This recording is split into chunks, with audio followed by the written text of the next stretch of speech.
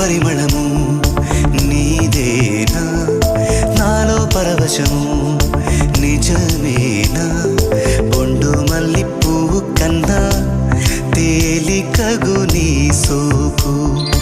రెండు కళ్ళు మూసుకున్నా లాగు మరి నీ వైపు సొగసును చూసి పాడగా ఎలా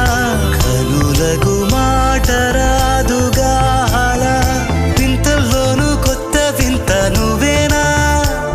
ఆ అందం అంటే అచ్చంగాను నువ్వే